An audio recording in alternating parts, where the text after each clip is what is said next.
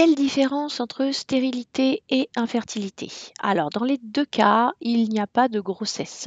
Sauf que la stérilité est une impossibilité totale de procréer, c'est-à-dire il n'y a pas d'aide médicale, hein, donc après il va faire recours à l'adoption pour avoir des enfants. Alors que l'infertilité, il y a des difficultés à procréer. Donc on considère qu'un couple est infertile quand il a fait un essai d'au moins 1 an pour concevoir un enfant. Mais on va avoir des traitements médicaux qui peuvent aider les couples à avoir des enfants. Quels sont les problèmes majoritaires chez l'homme? Alors, il va y avoir des problèmes fonctionnels et des problèmes structuraux. On va s'intéresser aux problèmes fonctionnels avec la qualité du sperme. Donc, comment est-ce qu'on analyse cette qualité? Eh bien, on fait un spermogramme et on va voir plusieurs cas de figure. Soit il y a une absence complète de spermatozoïdes. Alors ça peut être le cas par exemple quand les testicules sont restés dans l'abdomen chez l'embryon et qu'ils ne sont pas descendus à la naissance. La température est trop importante, donc toutes les cellules à l'origine des spermatozoïdes sont détruites. Il peut y avoir une oligospermie, c'est-à-dire qu'il y a des spermatozoïdes, mais pas assez nombreux pour que le sperme ait un pouvoir fécondant sur l'ovule. Il peut y avoir une asténospermie, c'est-à-dire que les spermatozoïdes sont présents, mais ils sont immobiles, donc ils ne vont pas pouvoir remonter au niveau de l'utérus, de la trompe et féconder. Et il y a une tératospermie. Là, les spermatozoïdes sont là, mais ils sont totalement anormaux. Tête déformée, double flagelle, enfin toutes les possibilités au niveau de malformation de ce spermatozoïde. Ensuite, vous avez des problèmes structurels, c'est-à-dire qu'il va y avoir des structures qui vont être bouchées, comme par exemple ici l'obstruction de l'épididyme. Alors l'épididyme, c'est ce gros canal qui se trouve à la sortie du testicule et qui va collecter les spermatozoïdes. Donc si c'est bouché ici, les spermatozoïdes ne pourront pas passer, ou ça peut être également obstrué au niveau des canaux déférents, ce qui fait que les spermatozoïdes ne rejoignent pas la prostate. Or, il faut savoir que le liquide séminal qui constitue la majorité du sperme est en fait produit par 2 glandes, la prostate et les vésicules séminales. Donc il y aura du sperme, mais pas de spermatozoïdes à l'intérieur. Vous avez aussi parfois des problèmes avec des varices sur les testicules qui vont empêcher, ou des traumatismes qui vont empêcher le fonctionnement normal du testicule ou des canaux. Donc on a dit que pour faire des bilans, il faut faire un spermogramme, il faut faire une exploration physique et pour le dernier cas de figure, effectivement, on peut faire un bilan hormonal. Pourquoi un bilan hormonal? Si vous avez bien suivi l'exposé sur le testicule et son fonctionnement, vous avez vu que le testicule, en fait, son fonctionnement est contrôlé par des hormones.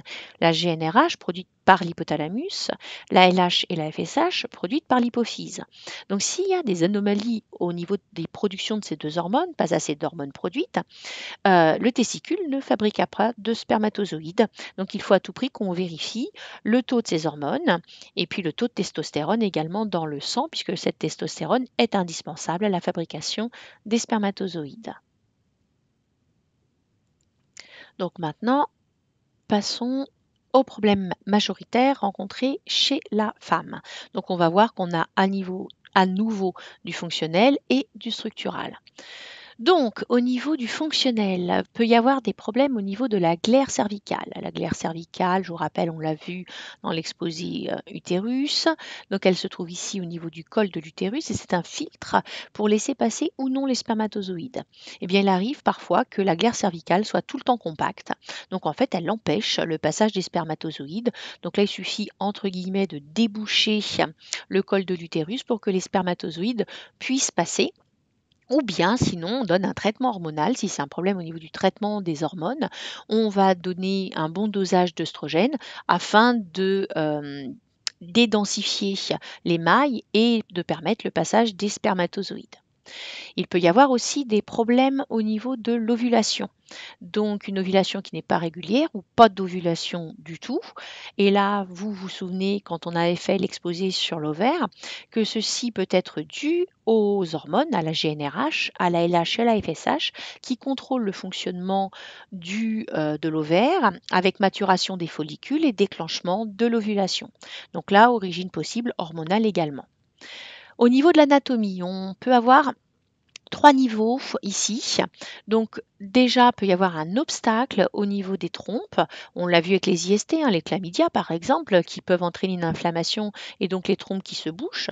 Donc l'ovule ne peut plus rejoindre l'utérus, les spermatozoïdes ne peuvent plus rejoindre l'ovule, il n'y a pas de fécondation. Suivant l'état, il y a éventuellement des opérations possibles, mais ce n'est pas toujours le cas. Et il peut y avoir ici des problèmes au niveau de l'utérus, donc au niveau de l'endomètre utérin qui va être impropre à l'anidation ou bien de malformation au niveau de l'utérus. Ce qui fait qu'il y a fécondation, oui, mais l'embryon ne peut pas s'implanter. Il y a également dans les troubles de l'ovulation des cas très graves où il n'y a pas d'ovocytes ou alors une ménopause précoce, ce qui fait qu'il n'y a pas du tout d'ovulation. Et puis il y a des cas de stérilité inexpliquée. Donc là, bah, on a beau faire tous les tests, hein, a priori les hormones vont bien, les structures vont bien, mais il y a des problèmes de procréation.